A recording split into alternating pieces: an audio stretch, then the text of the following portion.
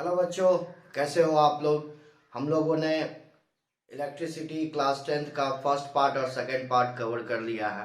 अगर आपने अभी तक नहीं देखा तो आई बटन पे मैं लिंक दे दूंगा, जरूर देखें हमारे वीडियो को। तो चलिए आज इलेक्ट्रिसिटी का हम लोग थर्ड पार्ट शुरू करते हैं, जिसका नाम है ओम्स लॉ। आज हम लोग बात करेंगे ओम्स लॉ के बारे में। ओम्स लॉ ये बहुत ही इंपॉर्टेंट है, VVI वेरी वेरी इंपॉर्टेंट। सबसे पहले हम ओम्स लॉ के बारे में समझेंगे, ओम्स ने क्या बताया था उस बारे में समझेंगे। देखिए, ओम्स लॉ होता है, उन्होंने एक बात कही थी कि किसी भी कंडक्टर के लिए उन्होंने ये बात कही थी। क्या कही थी कि अगर हम टेम्परेचर को कांस्टेंट रखेंगे, क्या रखेंगे, अगर हम टेम्परेचर को कांस्टेंट रखेंगे तो पोटेंशियल डिफरेंस उतना ही होगा जितना हम करंट पास करेंगे। इसका वाइस वर्सा भी आप समझ सकते हैं कि अगर हम टेम्परेचर को कांस्टेंट रखेंगे, करंट उतना ही फ्लो करेगा कंडक्टर से जितना उसका पोटेंशियल डिफरेंस होगा। तो आइए हम उसके बारे में उसका लिख लेते हैं पहले थ्योरी को, कि eight constant temperature current flowing through the conductor is directly proportional to the potential difference across its end। इसका मतलब यह होता है कि अगर हम टेम्परेचर को कांस्टेंट रखेंगे किसी भी कंडक्टर के लिए, तो उस कंडक्टर से उतना ही करंट पास होगा जितना उसका पोटेंशियल डिफरेंस होगा। अगर हम इसको मैथमेटिकली लिखे तो क्या लिखेंगे, V is directly proportional to I at constant temperature. हम ये बात लिखेंगे। अगर इसी बात को हम लिखेंगे, क्या है, at constant temperature current flowing through the conductor, current is I is directly proportional to the potential difference means V। ये बात आपको समझ में आ गई होगी। अब ये प्रोपोर्शनैलिटी के साइन को अगर हम यहां से रिमूव करेंगे तो क्या आएगा, V is equal to I R, जहां पे R क्या है, कांस्टेंट है, कांस्टेंट। और इसका नाम क्या होता है, रेसिस्टेंस। क्या इसको कहते हैं, रेसिस्टेंस। ठीक है, अब ये फॉर्मूला मेरे पास आया, V is equal to I R means at constant temperature current flowing through the conductor is directly proportional to the potential difference across its end। मतलब जितना हम यहाँ पे कांस्टेंट टेम्परेचर पे कंडक्टर के लिए V और I दोनों आपस में क्या होगा, प्रोपोर्शनल होगा। मतलब प्रोपोर्शनल का मतलब क्या होता है, दोनों अगर V और I का हम रेशियो निकालेंगे वो मेरे पास कांस्टेंट आएगा। आप इसको इस तरीके से समझेंगे। ठीक है, ये बात आपको समझ में आ गई। ये रेसिस्टेंस, अगर हम यहां से R निकालना चाहेंगे तो V बाय क्या आ जाता है, I। ये दूसरा फॉर्मूला आएगा मेरे पास। अगर हम I निकालना चाहते हैं तो क्या आ जाएगा, एक फॉर्मूला V बाय R, ये तीसरा फॉर्मूला आ जाएगा मेरे पास। ठीक है, आपको यहां तक बात समझ में आ गई होगी। अब हम बात करेंगे रेसिस्टेंस का। क्या बात करेंगे, रेसिस्टेंस। रेसिस्टेंस क्या होता है, देखिए रेसिस्टेंस क्या होता है, रेसिस्टेंस को हम लोग अगर बोलेंगे हिंदी में, अगर बात करेंगे तो आप इस तरीके से बोलचाल के भाषा में समझेंगे कि रेसिस्टेंस एक रुकावट है किसके रास्ते में, जब करंट फ्लो करने का कोशिश करता है तो रेसिस्टेंस उसको क्या करता है, रोकने का कोशिश करता है। इसका मतलब हम समझेंगे the hindrance in the path of flowing current। ये एक तरीके का रुकावट है, the hindrance in the path of flowing current. अच्छा, हिंड्रेंस है, रुकावट है, तो यहां से भी आपको एक बात क्लियर होगा, मैंने क्या फॉर्मूला लिखा है, आप अगर ये वाला फॉर्मूला देखें, R is equal to V by I, ये फॉर्मूला। अब यहां पे आप समझेंगे, किसी भी कंडक्टर में अगर करंट ज्यादा फ्लो कर रहा है तो रेसिस्टेंस क्या होगा, कम होगा, और वाइस वर्सा भी सही है कि रेसिस्टेंस अगर ज्यादा है तो करंट क्या होगा, कम फ्लो होगा। फिर से इस बात को समझेंगे, किसी भी कंडक्टर के लिए अगर करंट ज्यादा फ्लो कर रहा है तो रेसिस्टेंस क्या होगा, कम होगा, और अगर करंट कम फ्लो कर रहा है तो रेसिस्टेंस क्या होगा, ज्यादा होगा। ये बहुत ही इंपॉर्टेंट कंक्लूजन है जो आपको ध्यान में रखना चाहिए कि अगर हम रेसिस्टेंस को बढ़ाएंगे किसी भी कंडक्टर के लिए तो उसका करंट क्या होगा, कम होगा।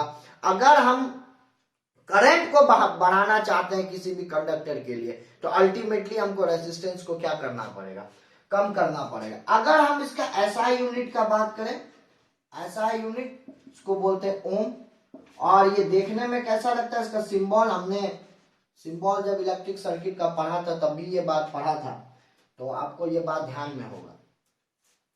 ठीक है, ये हो गया आपका रेजिस्टेंस। अब क्वेश्चन हमारे दिमाग में आता है कि इतना बात तो हमने पढ़ लिया, ओम्स लॉ समझ में आ गया, तो किस किस फैक्टर पर रेजिस्टेंस डिपेंड करता है, on which factors resistance depend. आपको समझ में आ गया ओम्स लॉ?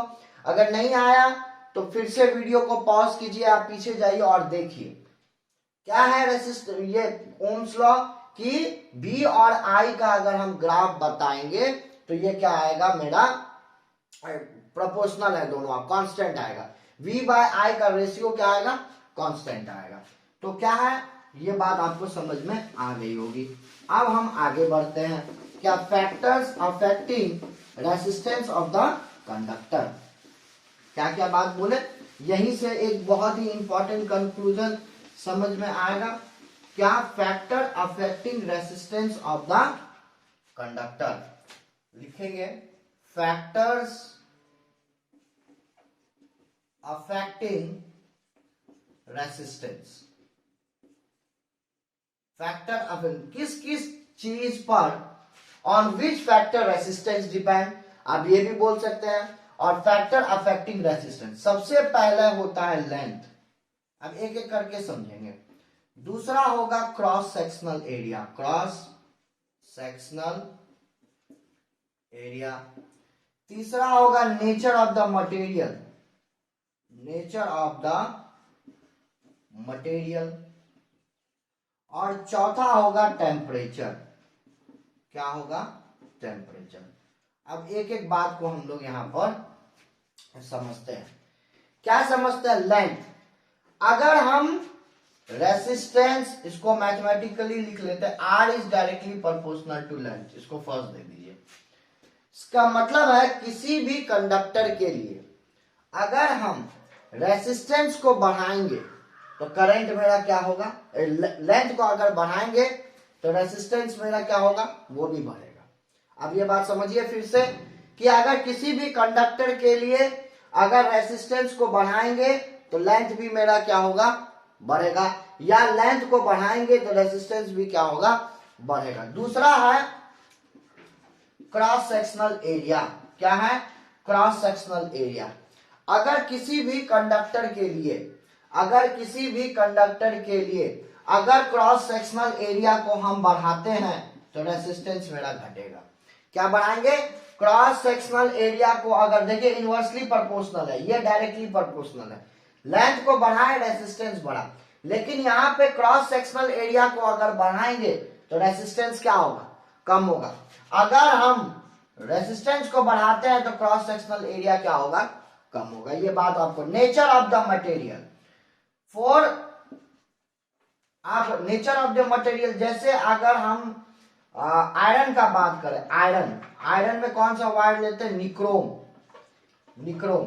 अब क्यों लेते हैं, why we use nichrome wire, लिख लेंगे why we use nichrome wire in heating appliances,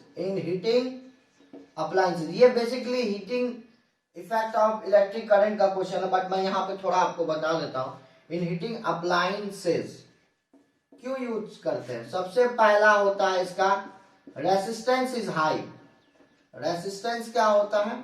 ज्यादा होता है। रेसिस्टेंस इज हाई, सबसे पहला इसका रेसिस्टेंस ज्यादा होता है। दूसरा, it do not melt at high temperature. At high temperature. दो बातें, क्यों हम लोग निक्रोम वायर को हीटिंग अप्लायंसेस में यूज करते हैं? सबसे पहला, रेसिस्टेंस उस वायर का बहुत ही ज्यादा होता है, और रेसिस्टेंस ज्यादा अगर होगा तो करंट कम फ्लो करेगा, और जैसे ही करंट कम फ्लो करेगा इसका मतलब होता है वो गर्म होना चालू होगा। तो ये resistance is very high. And the second is it do not melt at high temperature। इसका मतलब होता है कि ये बहुत ही अधिक तापमान पे भी जल्दी पिघलता नहीं है, इसीलिए nature of the metal temperature. अगर हम प्योर मेटल्स के बारे में बात करें, प्योर मेटल्स के बारे में, टेम्परेचर को अगर हम बढ़ाएंगे तो रेसिस्टेंस भी मेरा क्या होगा? बढ़ेगा। क्या होगा? जैसे ही हम टेम्परेचर को भी बढ़ाएंगे रेसिस्टेंस भी बढ़ेगा। तो क्या क्या मैंने पढ़ लिया? लेंथ, जैसे ही हम लेंथ को बढ़ाएंगे रेसिस्टेंस बढ़ेगा। क्रॉस सेक्शनल एरिया, जैसे ही हम एरिया को बढ़ाएंगे रेसिस्टेंस क्या होगा? मेरा घटेगा। और इसको अगर हमको घटाएंगे क्रॉस सेक्शनल एरिया को तो रेसिस्टेंस क्या होगा? बढ़ेगा, because inversely proportional. Nature of the material, nature of the material पे रेसिस्टेंस डिपेंड करता है। जैसे कि हम एग्जांपल ले लिए निक्रोम। निक्रोम का वायर अगर हम यूज करते हैं वो हीटिंग अप्लायंसेस में यूज किया जाता है। क्यों यूज किया जाता है? क्योंकि निक्रोम वायर का रेसिस्टेंस बहुत ही ज्यादा होता है। हीटिंग अप्लायंसेस का मतलब होता है आयरन वगैरह में हम लोग यूज करते हैं, रेसिस्टेंस ज्यादा होता है, और इवन एट हाई टेम्परेचर वो इजीली मेल्ट नहीं होता है। तो ये बात आपको समझ में आ गया। अब यही, इसको अगर हम 1 दे देते हैं, इसको 2 दे देते हैं, तो अगर हम आगे रेसिस्टिविटी के बारे में बात करते हैं, किसके बारे में बात करते हैं? रेसिस्टिविटी के बारे में। तो हमारे पास दो इक्वेशन है, यहीं पे मैं लिख देता हूं। रेसिस्टिविटी, रेसिस्टिविटी, रेसिस्टिविटी क्या है कि हमारे पास R is directly proportional to L, ये बात पता है, and R is inversely proportional to 1 by A. From equation 1 and 2 हमको क्या मिलेगा? R is directly proportional to length by area, ये बात हमको मिलेगा इस दोनों इक्वेशन से। तो इस प्रोपोर्शनैलिटी के साइन को अगर हम हटाते हैं, R is directly proportional to L by A, अगर इस प्रोपोर्शनैलिटी के साइन को हम हटाएंगे तो यहां पे एक हमको मिलेगा कांस्टेंट जिसको हम बोलते हैं रेसिस्टिविटी। रेसिस्टिविटी, अब इसका हमको यूनिट कैसे पता होगा? अगर हमको रेसिस्टिविटी निकालना है तो R into A by L is equal to resistivity. Resistance का हमको पता है क्या होता है ऐसा यूनिट? ओम। एरिया का पता है मीटर स्क्वायर, और इसका मीटर, ये मीटर से मीटर गया तो क्या हो गया? Ohm into metre is equal to resistivity. मतलब रेसिस्टिविटी का अगर यूनिट कोई हमसे पूछेगा तो क्या होता है? ओम मीटर। क्या होगा? ओम मीटर। तो ये बात आपको समझ में आ गया। फिर से रेसिस्टिविटी देख लेते हैं। हमारे पास resistance is directly proportional to length, अभी हमने बात किया था, and resistance is inversely proportional to the cross sectional area. From equation 1 and equation 2 हमको ये बात मिलेगा कि resistance is directly proportional to L by A, और जैसे ही प्रोपोर्शनैलिटी के साइन को हटाएंगे तो एक कांस्टेंट मिलेगा जिसको हम रेसिस्टिविटी बोलते हैं, और इसका यूनिट अगर निकालना है तो ओम मीटर। तो होप यहां तक आपको बात समझ में आ गई होगी। अब हम लोग कुछ आगे बढ़ते हैं। अब हम लोग पढ़ते हैं V by I का ग्राफ कैसा होगा। VI का ग्राफ बच्चों याद रखिएगा कि जब हम लोग ओम्स लॉ पढ़े थे, मैंने बार बार एक बात आपको बताया कि किस चीज पे डिपेंड करेगा V by I। V by I का मतलब कि अगर V एंड I ग्राफ के बारे में हम बात करें, वोल्टेज और करंट का अगर हम ग्राफ बनाएं for the conductor which is obeying the Ohm's law, तो दोनों प्रोपोर्शनल है, याद रखिएगा दोनों प्रोपोर्शनल है। ये V और I दोनों आपस में क्या है, प्रोपोर्शनल है। जब कोई भी प्रोपोर्शनल है, प्रोपोर्शनल का मतलब क्या होता है, अगर वोल्टेज को बढ़ाएंगे तो करंट भी बढ़ेगा, दोनों आपस में बढ़ेगा। और इसका अगर आप रेशियो निकालिएगा ना बेटा, वो भी कांस्टेंट आएगा। इसका मतलब इसका ग्राफ हर वक्त स्ट्रेट लाइन में आएगा। ये V/I ग्राफ होता है। अब यहीं पे कोई बहुत सारा क्वेश्चन आप लोग ने देखा होगा, या verify Ohm's law, verify Ohm's law क्या है, इसको वेरीफाई करना है। तो हम क्या करेंगे, मान के चलिए एक रेसिस्टेंस ले लिए, ये फिक्स्ड रेसिस्टेंस हुआ। आप यहाँ पे वोल्ट मीटर, यहाँ पे आमीटर लगा दीजिए। आमीटर करंट को नापेगा, आमीटर किस चीज को नापता है, करंट को नापता है, और ये सीरीज में लगता है। और वोल्ट मीटर क्या करेंगे, इसको पैरेलल में लगाएंगे, ये बात हमको पता है। यहाँ पे हम लगा देंगे, आपको बैटरी लगा देंगे, और यहाँ पे हम लगा देंगे रियोस्टेट, जिसको हम लोग बोलते हैं वेरिएबल रेसिस्टेंस। क्या बोलते हैं, वेरिएबल रेसिस्टेंस। अब वेरीफाई ओम्स लॉ क्या कहता है, इसको ओम्स लॉ को कैसे वेरीफाई करेंगे आप समझ लीजिए, इसको आप अपने वर्ड में लिख लीजिएगा। इसमें आपको क्या करना है, सबसे पहले हमको पता है आमीटर करंट को मेजर करता है, और वोल्ट मीटर किसको मेजर करता है, पोटेंशियल डिफरेंस। और वोल्ट मीटर को हम पैरेलल में लगाते हैं, और आमीटर को कहाँ लगाते हैं, सीरीज में लगाते हैं। ये बात आपको समझ में आ गया होगा। तो ये है रियोस्टेट, इसको क्या बोलते हैं, रियोस्टेट। करंट फ्लो कर रहा है, करंट भी बनाना जरूरी है, करंट इसको बोलते हैं रियोस्टेट। रियोस्टेट क्या है, एक वेरिएबल रेसिस्टेंस है, जिसका रेसिस्टेंस को हम वैरी करवा सकते हैं। ये जो आप देख रहे हैं ये नीडल के जैसा, अगर इधर रखेंगे तो कम रेसिस्टेंस होगा, मतलब करंट ज्यादा फ्लो करेगा, और इधर जब करेंगे तो रेसिस्टेंस बढ़ेगा, मतलब करंट कम फ्लो करेगा। तो हम क्या करेंगे, पहले हम V और I का रीडिंग लेंगे। क्या लेंगे, V एंड I का रीडिंग लेंगे। V का रीडिंग हमको कहां से मिलेगा, वोल्ट मीटर। पहले अगर फर्स्ट पोजीशन पे यहां पर है, ठीक है, फर्स्ट पोजीशन पे यहां पर है, तो V/I का रीडिंग लेंगे, V और I का रीडिंग लेंगे। फिर इसके पोजीशन को यहां से चेंज करेंगे, फिर और V और I का रीडिंग लेंगे। V का रीडिंग कहां से लेंगे, वोल्ट मीटर से, और I का रीडिंग कहां से लेंगे, आमीटर से। दोनों का रीडिंग हम लेंगे। फिर तीसरे केस में फिर V और I का रीडिंग लेंगे, और इसको इधर करेंगे, ये जो आप देख रहे हैं इसको थोड़ा इधर करेंगे, V और I का रीडिंग लेंगे। अगर V/I का रेशियो मेरे पास कांस्टेंट आ गया, क्या आ गया, कांस्टेंट।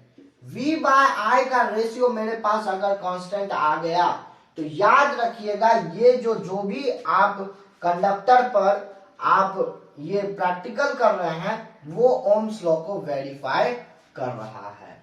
तो आपको यहां तक समझ में आ गया, वेरीफाई ओम्स लॉ बड़ी इजी चीज है। आप क्या करेंगे, पहले रियोस्टेट को इधर करेंगे, V और I का आप रीडिंग लेंगे, फिर आप रियोस्टेट को थोड़ा सा इधर करेंगे, ये जो आप देख रहे हैं इसको इधर करेंगे, फिर V और I का आप रीडिंग लेंगे, और 2-3 रीडिंग लेकर V/I का रेशियो अगर हमारे पास कांस्टेंट आ गया, तो आप ये बात मान लेंगे कि ये ओम्स लॉ को वेरीफाई कर रहा है। अब हम लोग आगे बढ़ते हैं, जिसको बोलते हैं कॉम्बिनेशन ऑफ रेसिस्टेंस। अब हम लोग पढ़ेंगे कॉम्बिनेशन ऑफ रेसिस्टेंस। तो देखिए इधर, combination of resistance, combination of resistance आपको 2 तरीके का मिलेगा कॉम्बिनेशन। कौन कौन सा, एक सीरीज कॉम्बिनेशन, और एक मिलेगा पैरेलल कॉम्बिनेशन। अब सीरीज कॉम्बिनेशन क्या होता है, देखिए ये मान के चलिए एक रेसिस्टेंस है, ये एक रेसिस्टेंस है, ये एक पॉइंट है, ये एक पॉइंट है, R1 है, ये R2 है, ये एक सीरीज कॉम्बिनेशन। और पैरेलल कॉम्बिनेशन कुछ कैसा होगा,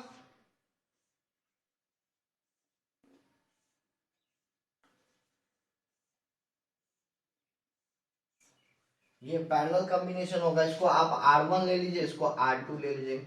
अच्छा, लेकिन दोनों में अंतर है। सीरीज कॉम्बिनेशन में आपको क्या होगा, यहां पे voltage voltage. Voltage is different. Voltage is different, but current is same. ये बात अभी याद रखें, बहुत इंपॉर्टेंट चीज है. क्या है सीरीज कॉम्बिनेशन में? Voltage is different but current is same. अब यहां पे क्या होगा? Current is same. यहां पर होगा, sorry, current is different but voltage is same. अब दोनों से इसका फॉर्मूला होता है R is equal to R1 plus R2, और इसका फॉर्मूला होता है 1/R is equal to 1/R1 plus 1/R2. अब ये दोनों फॉर्मूला आया कहां से, इस बात को हम लोग यहां पे समझेंगे. देखिए कैसे, बड़ी इजी चीज है. R is equal to R1 plus R2 हमको ये प्रूफ करना है. ये आया कहां से? मैंने क्या बोला? Voltage is different but current is same. Voltage अगर डिफरेंट है तो V is equal to V1 plus V2 लिख सकते हैं. और Ohm's law, V is equal to क्या होता है? बाय ओम्स लॉ लिखेंगे. By Ohm's law V is equal to IR होता है. तो यहां पे क्या लिखेंगे? IR is equal to IR1 plus IR2. और मैंने क्या बोला? करंट सेम है. तो करंट सेम है अगर, तो I यहां से ले लिया R1 प्लस R2, करंट को काट दिया, R is equal to R1 plus R2. ये हो गया इसका रेसिस्टेंस का कॉम्बिनेशन का फॉर्मूला. दो रेसिस्टेंस को कैसे जोड़ते हैं? R is equal to R1 plus R2. अगर ये 2 ओम का है, ये 3 ओम का है, तो आप क्या करेंगे? 2 प्लस 3 इज इक्वल टू 5 ओम. इसका कॉम्बिनेशन हो जाएगा. बट इस केस में, but in the case of parallel, ये तो सीरीज का केस हो गया, सीरीज कॉम्बिनेशन का. अब आता है पैरेलल. ठीक है, मैं इसको रब कर रहा हूं. अगर आपने लिख लिया तो मैं इसको रब कर रहा हूं. अब हम पैरेलल कॉम्बिनेशन के बारे में बात करते हैं. पैरेलल कॉम्बिनेशन में क्या हमने बोला? Current is different but voltage is same. तो I is equal to I1 plus I2 और V is equal to IR होता है. तो V by R is equal to क्या हो जाएगा? I. तो by Ohm's law I is equal to V by R होगा. तो V by R is equal to V1 by R1 plus V by R2.